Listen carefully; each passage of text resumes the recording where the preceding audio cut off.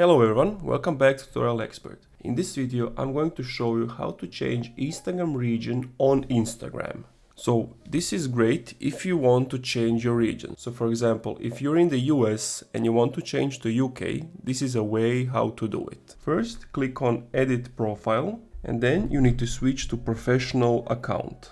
Continue, continue, continue. Then click whatever. Now it's important to click business and not creator. Click next. Click next. Click on business address and then you want to enter the street name somewhere, let's say in the US. Once you have entered your address, click done. Review your information. Click next. Click not now. And then you're going to need to complete these steps. If you already completed them, then you won't see these steps. And once you click next, your region will change.